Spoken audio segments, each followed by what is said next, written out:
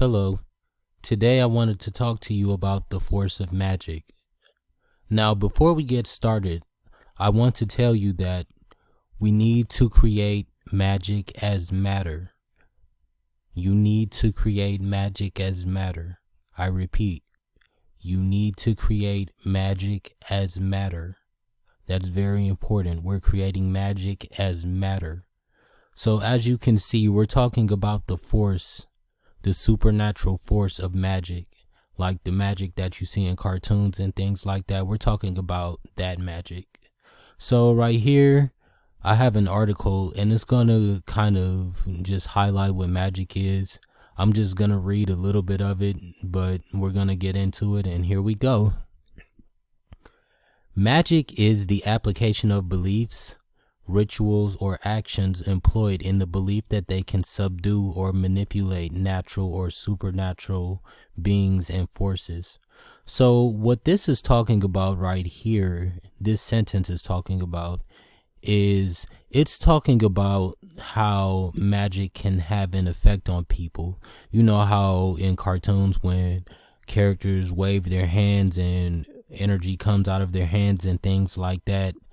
That's the force of magic. It can subdue or manipulate natural or supernatural beings and forces. And see, this is a reason why magic is so important, that we bring it here to the real world, because magic can prevent a lot of natural disasters. You can see it says it can subdue. Subdue is very important, or manipulate natural or supernatural beings and forces. So it can also subdue natural forces and supernatural forces, but we're focused on natural forces here in the real world. So it can also subdue natural forces, meaning that it could stop natural disasters. Magic has other qualities as well, as it has the ability to resurrect people. It has the power to resurrect people and bring people back from the dead. This is why it's important for us to get magic here to the real world. Magic is real. We're living in a computer. This is not just some open existence. This is actually a computer we're living in, and that's where we exist in, and there's magic in this computer, and we have to unlock it. It's like a game. Alright, so let's continue reading. It is a category into which have been placed various beliefs and practices sometimes considered separate from both religion and science. So that's interesting. They say right here, magic is separate from religion and science. And that's another thing. This is why people don't know about magic, because here in the real world, we have focused more on religion and science in our culture. We've never really had a magical culture. We've never really had a magic culture where we've studied magic and focused on magic. Magic is something that's been looked at as it doesn't exist and is fairy tales, but magic is very real. And so it's considered separate from both religion and science. And that would be a big reason why magic hasn't been talked about in our culture and why most people don't know about it. But magic is very real, and we have to unlock it in this existence. So let's continue reading. Although connotations have varied from positive to negative at times throughout history, magic continues to have an important religious and medicinal role in many cultures today. So, as you can see down here where it says medicinal role in many cultures today, that goes back to the theme we were just talking about, how we can use magic to get rid of natural disasters and resurrect people from the dead, bring people back to life. That's a medicinal role. And that's what magic can do. And it's just further proving what I've been saying about why magic is very important for us to bring here to the real world. And so it has a medicinal role. We can cure a lot of diseases that you can think of, any disease you can think of, like cancer, AIDS.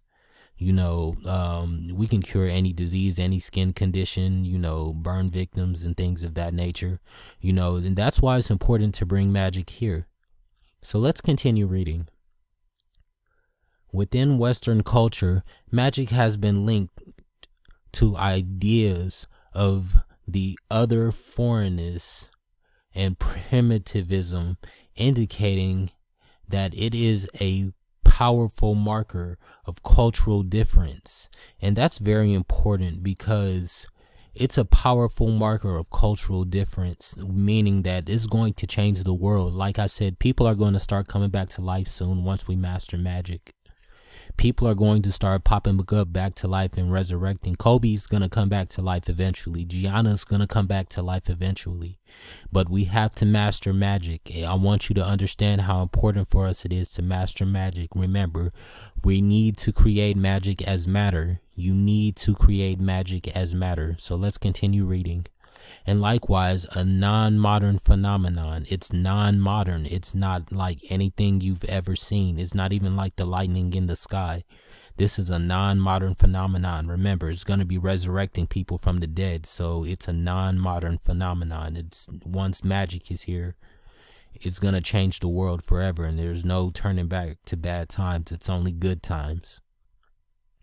During the late 19th and early 20th century, Western intellectuals perceived the practice of magic to be a sign of a primitive mentality and also commonly attributed it to marginalized groups of people. And I think that's the reason why they want to keep this stuff secret.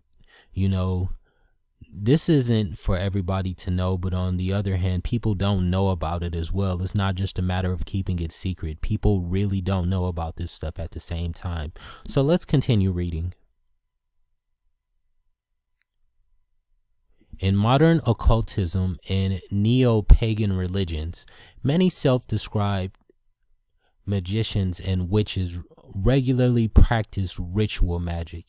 And see, what these witches are trying to do, and these self-described magicians and self-described witches, what they're trying to do is unlock magic. They're practicing magic, and this is what they do. This is what magicians and witches do. But in order to unlock magic, you need a computer. We live in the real world, and in the real world, you need a computer to unlock magic. And they're doing rituals, but not unlocking any magic. They're doing the rituals that we would do if magic were actually here. And so that's why, another reason why when we unlock magic, it's going to make the world a better place. We're going to unlock a whole dimension to a whole nother world that you've never dreamed of. All right, let's continue reading. Defining magic as a technique for bringing about change in the physical world through one... Let's read that again. Defining magic as a technique for bringing about change in the physical world through the force of one's will. This definition was popularized by Aleister Crowley, 1875 through 1947, an influential British occultist, and since that time, other religions, e.g. Wicca and Levian Satanism, and magical systems, e.g. chaos magic, have adopted it. So what this is saying is that they're adopting the definition of what they've been saying magic is, as a technique for bringing about a change in the physical world through the force of one's will. Now, you can use spells and chants to create magic and use magic powers, and you can also use things like your hands and shoot beams out and create magic that way too as well. And these are the things that magic can do. This is like the magic that you see in cartoons, like off of Fairly Odd Parents and things of that nature. I have other videos that we'll be going over soon, but this is just one video I wanted to touch on and a topic I wanted to touch on. Thank you for your time, and until then, until the next video, have a nice day.